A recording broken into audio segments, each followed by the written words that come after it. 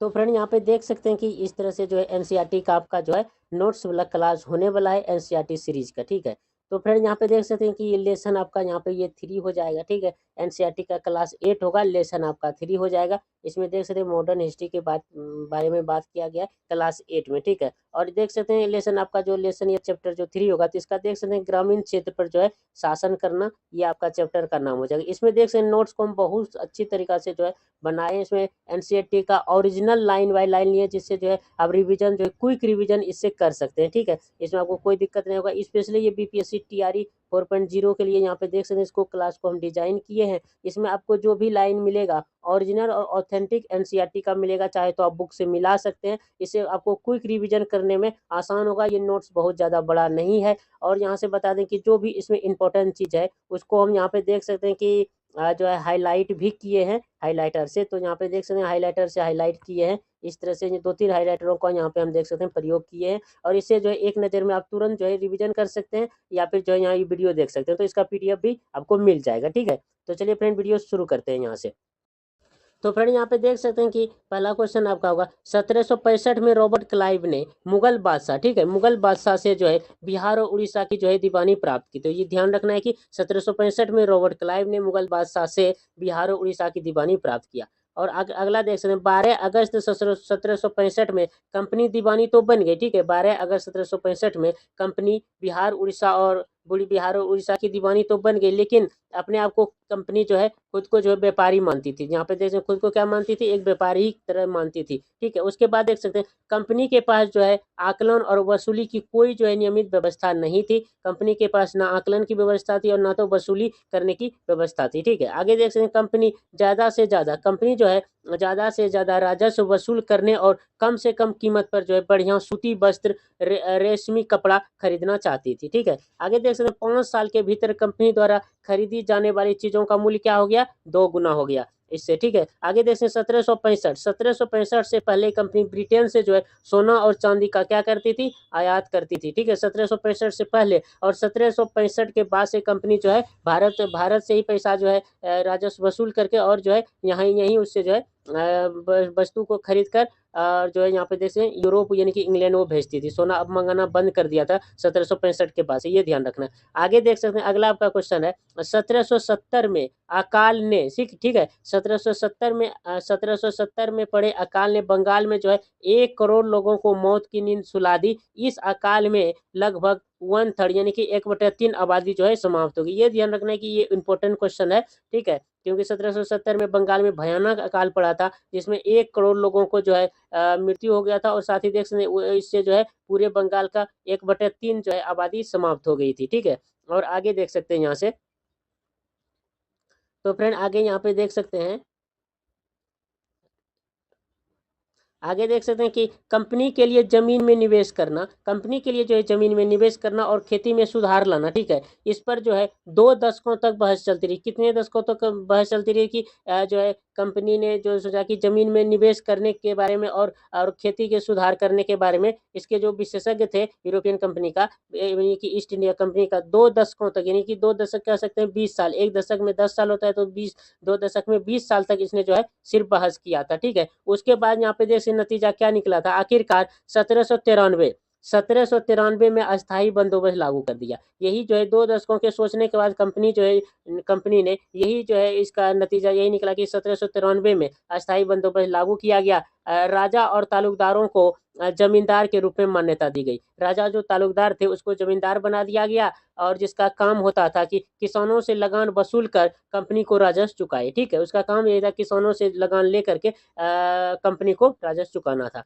इसमें देख सकते हैं राशि अस्थायी कर दी। राशि इसमें अस्थायी था, आपको ध्यान रखना, अस्थायी बंदोबस्त जैसे आएगा 1793 मारना है। और ये इसमें जो है राशि अस्थायी रूप से तय कर दी गई थी। अस्थायी बंदोबस्त 1793 में लॉर्ड कर्नवालिस, देख सकते हैं लॉर्ड कर्नवालिस, और इसे कहाँ लगाया गया था, बंगाल के गवर्नर थे लॉर्ड कर्नवालिस थे, और बंगाल में इस व्यवस्था को लागू किया गया। तो बंगाल का गवर्नर कौन था उस समय, लॉर्ड कर्नवालिस, ठीक है, ये ध्यान रखना है।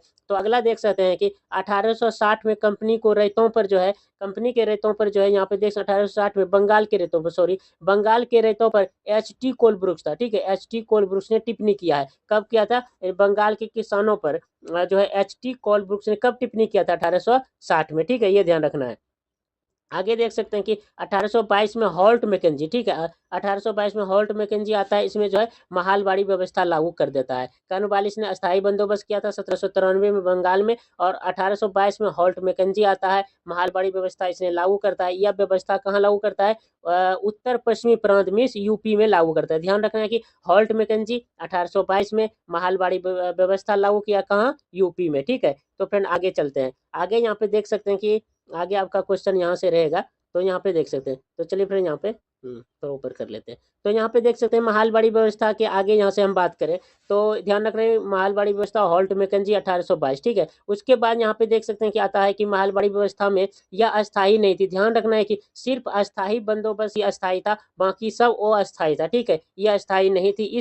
इसमें जो है गांव के मुखिया को लगान वसूलने के लिए लगाया गया। ध्यान रखना है कि महालवाड़ी जो व्यवस्था थी हॉल्ट मैकेंजी 1822 ईस्वी में लागू करता है, कहाँ पे? यूपी में। और ये व्यवस्था अस्थाई नहीं थी। इसमें जो गांव के जो मुखिया होता था उसको लगान वसूल कर जो है कंपनी को देना होता था इसमें, ठीक है। और उसमें महाजन और तालुकदार थे। और ध्यान रखना है कि अगला आपका व्यवस्था आता है कि रैयत बाड़, इसको कह सकते हैं रैयत बाड़ी व्यवस्था कह सकते हैं, या फिर मुंड्रो व्यवस्था भी यहाँ पे कह सकते हैं। यह जो है रीड और मुंड्रो ने दक्षिण भारत यानी कि मद्रास में लागू किया था। रैयत बाड़ी व्यवस्था, रैयत बाड़ व्यवस्था या मुंड्रो व्यवस्था बोलेगा तो रीड और मुंड्रो ने दक्षिण भारत मद्रास में लागू किया था। रैयत बाड़ी व्यवस्था में सीधे किसानों से जो है या रैयतों से बंदोबस्त किया जाता है। इसमें ध्यान रखना कि जो रैयत बाड़ी व्यवस्था है जो है रीड और मुंड्रो ने लागू किया था। कहाँ पे किया था? दक्षिण भारत में किया। देख सकते हैं हाईलाइट कर दिए हैं। और इस व्यवस्था में सीधे किसानों के साथ जो है समझौता किया जाता था, उसके साथ ही बंदोबस्त किया जाता है कि इतना जो है लगान देना है, ठीक है। यहाँ पे देख सकते हैं इसमें कोई बीच वाला बिचौलिया नहीं थे बीच में, ना तो मुखिया थे, ना तो इसमें महाजन थे,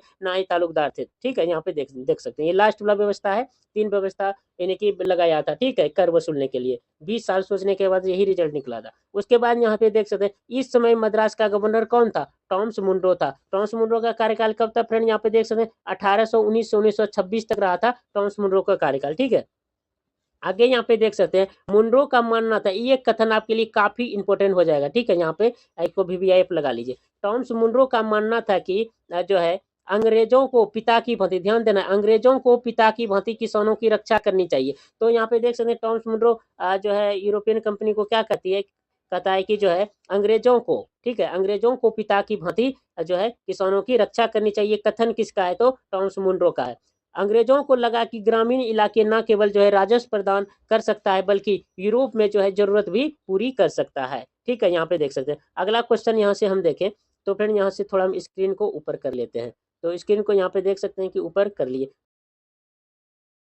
तो फ्रेंड ये काफी हेल्पफुल रहेगा, क्विक रिवीजन आप यहाँ से कर सकते हैं। तो जैसे कि फ्रेंड यहाँ पे देख सकते हैं अगला क्वेश्चन की बात करें, 18वीं सदी के आखिर तक कंपनी नील और अफीम पर पूरा जोर, 18वीं सदी तक कंपनी ने किस फसल पर जोर दिया था? ये क्वेश्चन आ सकता है। तो इसमें आपको ध्यान रखना है कि नील और अफीम पर पूरा जोर दिया था। इसके बाद, ठीक है, इसके बाद अंग्रेज जो है किसानों को, इसके बाद अंग्रेज जो है किसानों को 150 साल तक किसी न किसी फसल के लिए जो मजबूर करते रहे, ठीक है। यहाँ पे 18वीं सदी से लेकर के 150 साल तक जो है इस तरह से किसी न किसी फसल को लेकर के जो है किसानों को मजबूर हमेशा वो अंग्रेज करते रहे। उसका काम ही था जो है पूरा जो है मजबूर करना किसानों को, ठीक है। यहाँ पे देख सकते हैं यहाँ पे जो फसल है इसके बारे में यहाँ पे बात किया गया फ्रेंड। तो फसल के बारे में यहाँ से दिखा देते हैं।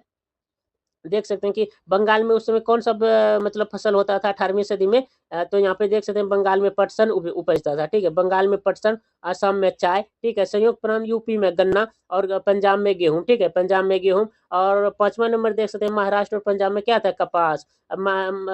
मद्रास में देख सकते हैं फ्रेंड चावल का होता था। उसके बाद इस तरह से यहाँ पे देखें टोटल 6 फसल है। ये फसल आपको 100% याद कर ही लेना है क्योंकि मैचिंग वाले सेक्शन में इस तरह से आपका आ सकता है, ठीक है। तो इस तरह यहाँ पे देख सकते आगे देख सकते हैं एक कलमकारी छपा। एक कलमकारी छपा जो है आप जैसे कि एनसीईआरटी खोलेंगे तो उसमें 2 चित्र दिया रहेगा। एक कलमकारी छपा नील से जो बनाया हुआ, ठीक है, रंगीन नील से बनाया हुआ एक जो है छाप दिया रहेगा जो कि आंध्र प्रदेश के बुनकर द्वारा बनाया गया। जैसे बेडशीट में जैसे फूल उखड़ता है उसी तरह से है। तो यहाँ पे देख सकते एक कलमकारी छपा जो है नील से आंध्र प्रदेश के बुनकर द्वारा बनाया गया उसमें था। और ब्रिटेन के जो है प्रसिद्ध, देख सकते हैं ब्रिटेन के प्रसिद्ध कवि और कलाकार जो है विलियम मॉरिस, एक मॉरिस ने बनाया था। एक इंडिया से बना था और एक विलियम मॉरिस द्वारा मॉरिस कॉटन छपा बनाया था। मॉरिस कॉटन किसने बनाया था छपा? विलियम मॉरिस ने, ठीक है, छपा बनाया गया था 19वीं सदी में। आप ध्यान रखना 19वीं सदी में भारत दुनिया में नील का सबसे बड़ा उत्पादक स्रोत था। देख सकते हैं कि 19वीं सदी में भारत जो है पूरी दुनिया में नील का सबसे बड़ा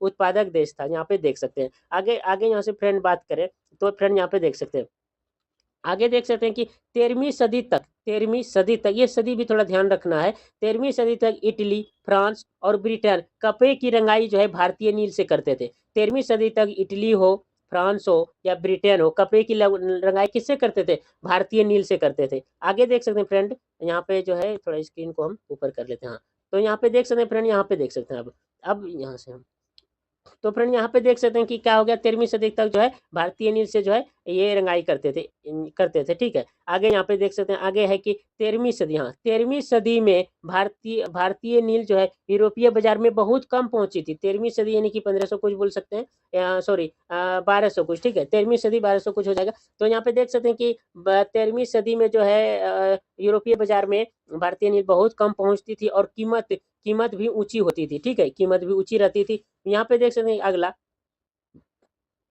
यूरोपीय लोग जो है बैंगनी और नीले रंग बनाने के लिए बोर्ड नामक पौधे पर निर्भर रहते थे। ये सबसे इंपॉर्टेंट चीज है, ठीक है। बैंगनी और नीला रंग बनाने के लिए किस तरह के पौधे पर जो है यूरोपीय लोग निर्भर था? जब भारतीय नील वहां बहुत कम पहुंचता था, तो यहाँ पे बैंगनी और नीला रंग जो जरूरत होता था यूरोपीय लोगों को, तो वो क्या करते थे? बोर्ड नाम का एक पौधा होता है, जैसे नील नाम का पौधा भारत में होता है, उसी तरह से वहां पे बोर्ड नाम का पौधा पर निर्भर रहते थे, ठीक है। तो यहाँ पे देख सकते हैं कि बोर्ड नाम का जो पौधा पर निर्भर रहते थे। और यहाँ पे थोड़ा सा देख सकते हैं फ्रेंड, यहाँ पे देख सकते हैं कि बोर्ड पौधा, ठीक है, ये ध्यान रखना, बोर्ड पौधा शीतोष्ण क्षेत्र में उगता है, ठीक है, ये शीत वाले क्षेत्र में उगता है। और आगे हम बताएंगे नील जो है उष्ण कटिबंधीय क्षेत्र में, गर्मी क्षेत्र में उगता है, ठीक है। शीतोष्ण पौधा कहाँ, बोर्ड पौधा कहाँ उगता है? शीतोष्ण वाले क्षेत्र में, ये ध्यान रखना है, क्षेत्र में उगता है। जैसे इसका नाम दिया कि कहाँ कहाँ जो बोर्ड नामक पौधा का खेती होता है, यूरोप में, ठीक है। जैसे कि उत्तरी इटली में होता था, दक्षिणी फ्रांस में होता था, ठीक है, जर्मनी और ब्रिटेन में होता था, ठीक है। इसका खेती देखना है कि बोर्ड का शीतोष्ण क्षेत्र का जो है पौधा है। और जैसे कि यहाँ पे देख सकते हैं उत्तरी इटली, दक्षिणी फ्रांस, जर्मनी और ब्रिटेन में बोर्ड नामक पौधा का खेती किया जाता था। यूरोपीय बोर्ड उत्पादकों ने, यूरोपीय जो बोर्ड उत्पादक थे, सरकार पर जो है दबाव डाला कि भारतीय नील पर प्रतिबंध लगा दिया जाए। क्योंकि भारतीय नील पर वो सब प्रतिबंध लगाना इसलिए चाहता था क्योंकि भारतीय नील जो है बहुत अच्छा किस्म का होता था और इससे रंग जो है बहुत तेज होता था, ठीक है। और बोर्ड ने उतना जो है टेस्ट नहीं हो पाता था रंग, ठीक है, बहुत तेज होता था इसका रंग। आगे यहाँ पे देख सकते हैं, मगर कपड़े को रंगने के लिए, ठीक है, मगर कपड़े को रंगने वाले भारतीय नील को ही पसंद करते थे, क्योंकि भारतीय नील से बहुत चमकदार, देख सकते हैं, बहुत चमकदार रंग, जबकि बोर्ड से बेजान और फीका रंग होता था। बोर्ड से कैसा रंग होता था? एकदम बेजान फीका मनमराहा जैसा लगता था, लेकिन नील से एकदम चमकदार रंग होता था। इसीलिए जो है यूरोपीय लोग भारतीय नील का मांग बहुत ज्यादा करते थे। और वहां के लोग चाहते थे कि जो है भारतीय नील पर प्रतिबंध लगा देंगे तो यहाँ पे सिर्फ जो है बोर्ड ही बचेगा, बोर्ड के पौधा से जो रंग निकलेगा उसी को यहाँ पे यूज किया जाएगा, लेकिन ऐसा नहीं हो रहा था, ठीक है। तो यहाँ पे देख सकते हैं फ्रेंड, आगे यहाँ से हम बात कर ले। तो फ्रेंड यहाँ पे देख सकते हैं कि उसके बाद बोल रहा है कि भारतीय नील पर कपड़ा जो है चमकदार होता था, और जो बोर्ड जो यूरोप में उगता था शीतोष्ण क्षेत्र में, तो उससे जो बेजान एवं फीका जैसा दिखता था। 17वीं सदी आते आते यूरोपीय कपड़ा उत्पादकों ने नील पर लगी जो पाबंदी ढीली करने के लिए अपने सरकार को मना लिया। उस समय पाबंदी तो लगा दिया था, उसके बाद 17वीं सदी आते थे, 13वीं से 17वीं सदी आते आते नील पर जो पाबंदी लगा दिया था यूरोपीय सरकार ने वहां पे, तो उसको जो ढीला कर लिया, सरकार को मना लिया, राजी कर लिया कि भारतीय नील को मतलब यहाँ पे आने दिया जाए, ठीक है। यूरोप में नील की खेती, यूरोप में जो है नील की खेती कहाँ कहाँ पर होती है उसके बारे में भी यहाँ पे देख सकते हैं, ठीक है। यूरोप में नील की खेती कैरिबियाई द्वीप समूह स्थित सेंट माउंटिंगो, ये ध्यान रखने की कैरिबियाई द्वीप समूह स्थित सेंट माउंटिंगो में फ्रांसीसी खेती करते थे, क्योंकि ये जो कैरिबियाई द्वीप समूह है सेंट माउंटिंगो, इस पर जो है फ्रांस का अधिकार था, ठीक है, इसको गुलाम बना करके रखा था माउंटिंगो को, ठीक है, माउंटिंगियो, ठीक है, इसको यहाँ पे देख सकते हैं। उसके बाद ही ब्राजील में पुर्तगाली खेती करते थे, जमाइका में कौन खेती करते थे? ब्रिटिश, ये सब उपनिवेश बनाकर, कॉलोनी बना करके सब खेती कर रहे थे। वेनेजुएला में कौन करते थे? वेनेजुएला में स्पेनिश लोग जो है नील की खेती करते थे, ध्यान रखना है। और ये सब मैचिंग में जो है ना काफी आ जाएगा, तो आपको ये जो है थोड़ा मतलब याद ही कर लेना है। अगर आप एनसीईआरटी पढ़े होंगे तो बहुत अच्छा से समझ आता होगा ये लाइन, 100% एनसीईआरटी का, कहीं भी जो है एक्स्ट्रा लाइन इसमें नहीं है, ठीक है। जैसे कि यहाँ पे देख सकते हैं, थोड़ा सा हम कलर चेंज कर लेते हैं, हाँ, अब देखिए, तो फ्रेंड वेनेजुएला में कौन करते थे? वेनेजुएला में स्पेनिश लोग खेती करते थे, ठीक है। उत्तरी अमेरिका में कौन करते थे? उत्तरी अमेरिका में नील के बागान भी सामने आए, देख सकते हैं। उत्तरी अमेरिका में सिर्फ बोला है कि नील का बागान सामने आए। 18वीं सदी के आखिर, ठीक है, 18वीं सदी के आखिर तक नील के मांग और बढ़ गए थे। 18वीं सदी में बहुत ज्यादा बढ़ गया था। 13वीं सदी से 18वीं सदी आते आते नील का नाम मतलब सॉरी नील का जो मांग है यूरोप में बहुत ज्यादा बढ़ गया था। इंग्लैंड में जो है औद्योगिकरण की शुरुआत 18वीं सदी में हुई थी, ठीक है। यहाँ पे देख सकते हैं इंग्लैंड में जो है औद्योगिकरण की शुरुआत कब हुई थी, किस सदी में? तो 18वीं सदी यहाँ पे आपको टिक कर देना है। अगर क्वेश्चन आएगा तो 18वीं सदी सड़क से टिक कर देना है, देख सकते हैं। इंग्लैंड में इंग्लैंड में औद्योगिकरण की शुरुआत 18वीं सदी में हुई थी।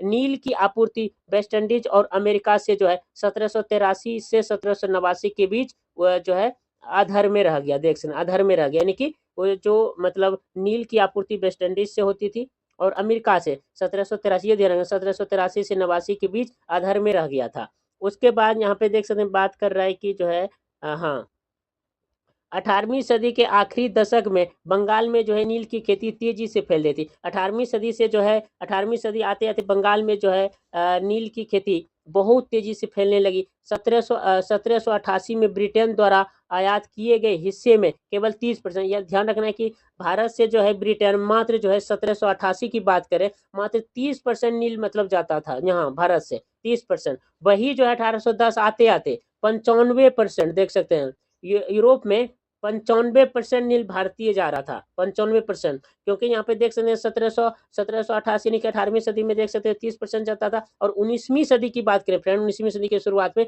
95% सिर्फ जो है नील भारत से ही जाता था। यहाँ पे देख सकते हैं इतना मतलब जो है बड़ा चेंज हुआ था। यहाँ पे देख सकते हैं आगे यहाँ से देख सकते हैं कि लिखा है कि मुनाफे के उम्मीद में स्कॉटलैंड और इंग्लैंड में बहुत बहुत सारे लोग भारत के नील बागान में आए, ठीक है। स्कॉटलैंड कहाँ से आए थे? स्कॉटलैंड और इंग्लैंड इंग्लैंड में बहुत सारे लोग भारत के नील बागान में आए। जब जब कब आए थे? 1810 के आसपास, क्योंकि जो 95% नील वहीं से यहाँ से ही जा रहा था, ठीक है। उसके बाद जनवरी 1791 में फ्रांसीसी उपनिवेश सेंट मॉन्टिंगो, ठीक है, ये देख सकते हैं फ्रांस का उपनिवेश था सेंट उपनिवेश मतलब उसको गुलाम करके रखा। जिस तरह से अंग्रेज ने भारत को गुलाम करके रखा है उसी तरह फ्रांस ने जो इसको सेंट मॉन्टिंगो था इसको गुलाम करके रखा था, ठीक है। सेंट मॉन्टिंगो में काम करने वाले अफ्रीकी गुलाम, ठीक है, अफ्रीकी गुलाम बगावत पर उतर गए, ठीक है, जहां चीनी और नील की खेती होती है। सेंट मॉन्टिंगो में किसकी खेती होती? चीनी और नील की खेती होती थी, उत्पादन होता था। बगान को जला दिया, क्या कर दिया? जला दिया और अमीर मालिक को मार डाला।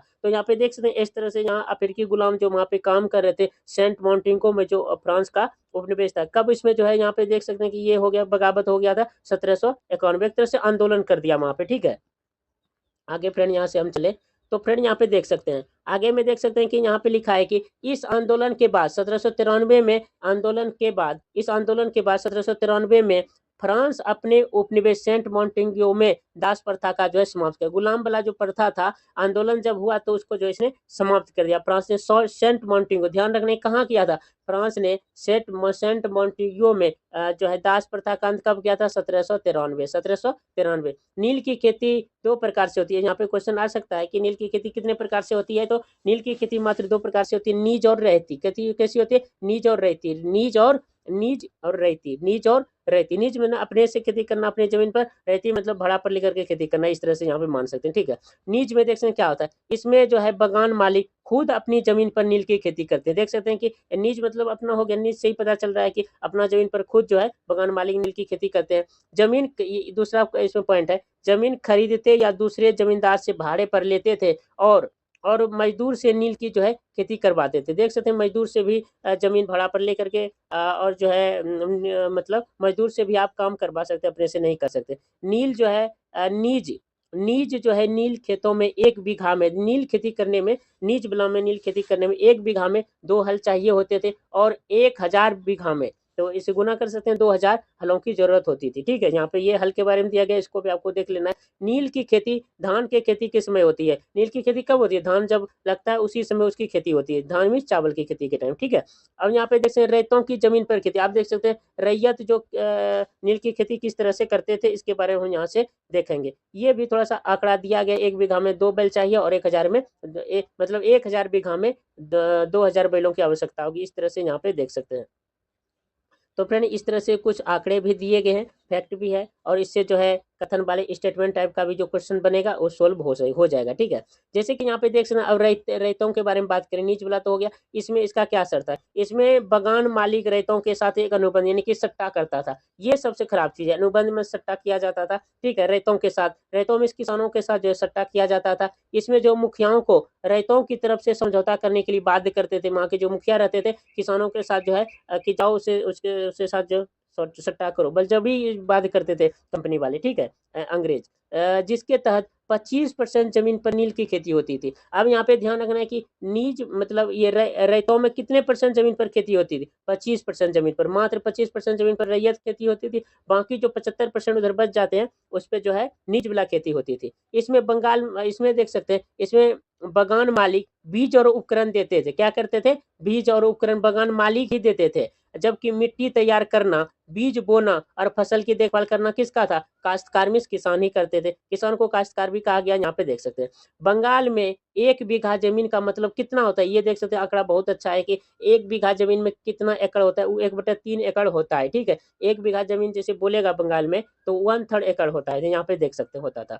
19वीं सदी के शुरुआत में नील की कटाई सिर्फ पुरुष करते थे। 19वीं सदी के शुरुआत में नील की कटाई कौन करते, सिर्फ पुरुष करते थे। नील के पौधे हौद तक ढोकर कौन लाती थी, कटाई जो है पुरुष करते थे, लेकिन नील के पौधे को कौन ढोकर हौद तक लाती थी, औरत लाती थी। ये यहाँ पे देख सकते हैं, ये बड़ा यहाँ पे थोड़ा सा आंकड़ा दिया गया है, ठीक है। तो आगे यहाँ पे देख सकते हैं फ्रेंड, ये हो गया। उसके बाद यहाँ पे देख सकते हैं, नील के पौधे हौद तक औरत लाती थी। नील बनाने में कारखाने में 3 या 4 हौदों की जरूरत होती है। ये हालांकि मतलब इसको भी हम यहाँ ऐड कर दिए। नील बनाने में जो है कारखाने में कितना हौद की जरूरत होती है, 3 या 4 हौदों की जरूरत होती है। हौद या टैंक बोल सकते हैं। पहला जो हौद होता था उसको क्या बोलते थे, बेट्स बोल सकते थे, या किनबन या स्टीपर कुंड बोला जाता था। पहला जो हौद था उसका नाम था बेट्स, किनबन या स्टीपर गुण, क्योंकि एनसीईआरटी में बहुत अच्छा से इसमें बताया गया किस तरह से नील तैयार होता है कारखाना में। तो यहाँ पे जो है फैक्ट ये बनता है, यहाँ से क्वेश्चन बन सकता है, ठीक है। इसमें देख सकते हैं, पहला को क्या कहते हैं, बेट्स कहते थे, या किनबन बोल सकते हैं, या फिर स्टीपर कुंड कहा जाता था। इसमें नील की पत्ती को क्या करता है, नील की पत्ती को गर्म किया जाता था, ठीक है। पहला हौद में गर्म किया जाता है, उसके बाद किनबित या गर्म किया जाता है, नाम से ही पता चलता है। अब सड़ी हुई पत्तियों को निकाल कर दूसरे हौद यानी कि दूसरा हौद का क्या नाम था, बीटर वाट, दूसरा हौद को बीटर वाट घोल में भेज दिया जाता था। पत्ती को, सड़ी हुई जो पत्ती हो जाता है उसको दूसरे हौद में भेज दिया जाता है, जिसको बीटर वाट कहते हैं। दूसरे हौद बीटर वाट, ठीक है, दूसरा हौद बीटर वाट में द्रव को 8 घंटा, ध्यान रखना है, द्रव को कितना दे, स्टेटमेंट में ये दे सकता है, तो इसके इसीलिए यहाँ पे ऐड कर दिए, ठीक है। यहाँ पे देखिए, इसको 8 घंटे पैदल की पैदल पैदल एक होता था, मतलब लकड़ी का बना हुआ होता था पैडल, ठीक है, पैडल की मदद से चलाया जाता है। कितना देर, 8 घंटा चलाया जाता था। द्रव जो है हरा और जो है उसके बाद नीला हो जाता, द्रव कैसा होता था, हरा, उसके बाद फिर वो नीला हो जाता था, ठीक है। इस पर जो है, इस पर उसके बाद जब हरा मतलब हरा से नीला जब हो जाता था, इस पर क्या कहता है, चूने का पानी डाला जाता था, ठीक है, उसके बाद चूने का पानी डाल दिया जाता था। तीसरा हौद को जो है यहाँ पे देख सकते हैं कि क्या बोला जाता था, निथारण कुंड। तीसरा हौद का क्या नाम था, निथारण कुंड। दूसरा को बीटरवाट, पहला को किनबन कर सकते हैं, ठीक है। तीसरा हौद यानी कि निथारण कुंड में जमी हुई गाद या लुगदी डाल दिया जाता था, जमुई हुई गाद या लुगदी डाल दिया जाता था। इसके बाद इसे जो है यहाँ पे देख सकते हैं, इसके बाद इसे जो है निचोड़ कर बिक्री के लिए सुखा दिया जाता। तो फाइनली यहाँ पे देख सकते हैं, यहाँ तक आते आते ये नील बन गया है, ठीक है। तो निचोड़ कर सुखा दिया जाता था, निचोड़ कर सुखा दिया जाता। तो यहाँ पे देख सकते हैं, इस तरह से जो है नील हमारा तैयार हो चुका है। इतना मतलब प्रोसेस करने के बाद, 3 हौद का उपयोग करने के बाद, क्योंकि यहाँ पे देख सकते हैं अब क्या लिखा है कि निचोड़ कर सुखा दिया जाता था। यहाँ पे देख सकते हैं कहाँ पे, हाँ हाँ, निचोड़ कर मतलब लुगदी को सुखा दिया जाता था, निचोड़ कर बिक्री के लिए सुखा दिया जाता था। नील की खेती के साथ परेशानी यह थी कि इसकी जड़ें बहुत अंदर तक जाती थी। नील का जो पौधा है इसकी जड़ें बहुत अंदर तक जाती थी, जिस कारण मिट्टी की सारी उर्वरता यानी कि ताकत ये खींच लेती थी। मिट्टी की सारी ताकत खींच लेती थी, जहां धान की खेती नहीं किया जा सकता। अब यहाँ पे ये सबसे बड़ा क्वेश्चन होता है, जहाँ नील की खेती होता था वहां पे धान की खेती नहीं कर सकते। तो इसका रीजन यही है कि इसका जो है जड़ बहुत अंदर तक जाती थी, सबसे पहली बात है। दूसरा कि मिट्टी का सारा ये ताकत खींच लेगा, वहां धान का खेती नहीं कर सकते हैं, ठीक है। ये यहाँ पे दिया गया, इसीलिए यहाँ पे बोलता है सीधा कि नील, ये एनसीईआरटी का ओरिजिनल लाइन है, ठीक है। एनसीईआरटी का ओरिजिनल लाइन हम अपनी तरफ से नहीं बता रहे। मार्च 1859 में बंगाल के रैयतों ने नील विद्रोह किया था। ये सबसे इंपॉर्टेंट क्वेश्चन हो जाएगा। बंगाल के रैयत जो थे, कब उसने जो है मतलब नील विद्रोह किया था 1859 में, मार्च 1859, मार्च 1859 में नील विद्रोह किया था, जिसे रैयतों ने लगान चुकाने से इनकार कर दिया, लगान देने से बंद कर दिया था। 1859 में नील रैयतों को लगा जमींदारों और मुखियाओं का भी समर्थन मिल सकता था। जमींदारों और मुखियाओं का समर्थन इसलिए वो सब सोच रहा था मिल सकता है, क्योंकि जो है वो मतलब एक तरह से जमींदारों मुखियाओं को भी परेशान किया जा रहा था लगान के लिए, उस पर बलजबरी मतलब सट्टा करवाया जा रहा था किसानों, इसलिए लगा कि समर्थन मिल सकता था, लेकिन मिला भी था समर्थन।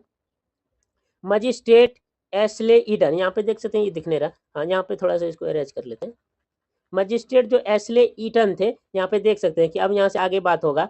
यहाँ पे देख सकते हैं मजिस्ट्रेट एस्ले ईडन ने एक जो है नोटिस जारी किया, जब आंदोलन हो गया तो मतलब मजिस्ट्रेट जो था वहाँ का बंगाल का एस्ले ईडन, ठीक है, मजिस्ट्रेट एस्ले ईडन इसका नाम एक, तो इसको याद रखना है। मजिस्ट्रेट एस्ले ईडन ने एक नोटिस जारी किया जिसमें कहा कि रैयतों को नील अनुबंध मानने के लिए मजबूर ना किया जाए। रैयतों को जो आंदोलन हो गया तो मतलब एक मजिस्ट्रेट ने यहाँ पे जारी करता है कि नोटिस की रैयतों को नील अनुबंध मानने के लिए मजबूर न किया जाए, ठीक है। नील आयोग का अध्यक्ष कौन था, इसमें ध्यान रखना है कि नील आयोग का अध्यक्ष कौन था। जब आंदोलन हो गया उसके लिए आयोग बनाया गया कंपनी की तरफ से कि उसको जांच करने के लिए कि कहीं जो 1857 का जो विद्रोह था उसी तरह से ना भड़क जाए, तो इसलिए डरा हुआ था कंपनी। तो यहाँ पे इसने जल्दी यहाँ पे देख सकते हैं कि एक आयोग बना करके और नोटिस भी जारी कर दिया, इसका आयोग बनाया था। नील आयोग का अध्यक्ष कौन था, WS सीटन। ये आयोग कहाँ का था, बंगाल का। WS सीटन इसका अध्यक्ष था। और यहाँ पे मजिस्ट्रेट एस्ले ईडन ने एक नोटिस जारी किया था, रैयतों को नील अनुबंध मानने के लिए इसको बाध्य नहीं किया जाए, ठीक है, ये कह दिया था। उसके बाद WS सीटन का जवाब था। WS सीटन जब उसको मतलब बनाया गया था अध्यक्ष, इसने जवाब दिया मतलब कि नील के मतलब क्यों विद्रोह हुआ इसके बारे में, तो जवाब क्या दिया है देख सकते हैं। नील की खेती रैयतों के लिए फायदे का सौदा नहीं है, ठीक है। नील की खेती रैयतों के लिए क्या है, फायदे का सौदा नहीं है। रैयत जो है मौजूदा अनुबंध पूरा कर ले और जो है आगे नील की खेती बंद कर सकते हैं। ये जवाब दिया था WS सीटन, जो कि नील आयोग का अध्यक्ष था। इसको जवाब को आपको थोड़ा ध्यान में रखना पड़ेगा, ठीक है। तो चलिए फ्रेंड, और आगे यहाँ से हम बात करें, आगे यहाँ से बात करते हैं तो हाँ, तो यहाँ पे देखते हैं एक लास्ट क्वेश्चन है इसमें, ये पूरा हो जाएगा। तो यहाँ पे देखो 19वीं सदी के आखिर में यूरोप में जो कृत्रिम रंगों का निर्माण हो चुका था, यूरोप में जो है उसके बाद कृत्रिम रंगों का निर्माण हो चुका था। भारत से जो है नील जाना बंद हो गया। यहाँ पे जो मतलब इंग्लैंड से, स्कॉटलैंड से जो व्यापारी आए थे नील की खेती करने, सब यहाँ पे सबका भट्ठा बैठ गया, इसीलिए जो है मतलब वो सब यहाँ पे उसके बाद सबको जाना पड़ा, क्योंकि कृत्रिम रंग जहाँ पे बन गया तो उसके बाद तो क्या हो सकता है कि नील का जो है मतलब मांग यूरोप में कम हो गया, तो भारत में भी और किसानों को जो है अनुबंध ये सब जो सट्टा वगैरह था बहुत परेशानी होने लगा था। तो यहाँ पे इसी के एवज में जो यहाँ पे विद्रोह किया गया था। तो फ्रेंड, आई होप कि वीडियो आपको काफी हेल्पफुल लगा होगा। यहाँ तक जो है हमने एक चैप्टर कंप्लीट किया है, जो कि ये क्विक रिवीजन के तौर पर आप जो है, ये हैंड राइटिंग नोट्स है, हालांकि हम टाइपिंग करके इसको बनाए, हैंड राइटिंग नोट्स ही है। तो बिल्कुल जो है आप सिंपल स्टेप में इसको जो है कर सकते हैं। ये हम Telegram channel NK help official पे जो है ये PDF भेज देंगे, वहाँ जाकर के डाउनलोड कर लीजिए, बस इसको एक बार पढ़ लीजिएगा, काफ़ी अच्छा लगेगा, क्योंकि आप NCERT तो पढ़े ही होंगे। तो इसी तरह से हम सारे चैप्टर को कवर करेंगे। हालांकि हम यहाँ सबसे पहले जो है ये चैप्टर 3 ही सेलेक्ट किए थे, तो इसके बाद जो है सारा चैप्टर का यहाँ पे इस तरह से करके हम चैनल पर डालेंगे। तो चैनल को सब्सक्राइब कर लीजिएगा। तो चलिए फ्रेंड, कमेंट करके भी बता दीजिएगा वीडियो कैसा लगा। तो चलिए फ्रेंड, अब मिलते हैं नई वीडियो में, तब तक के लिए जय हिंद।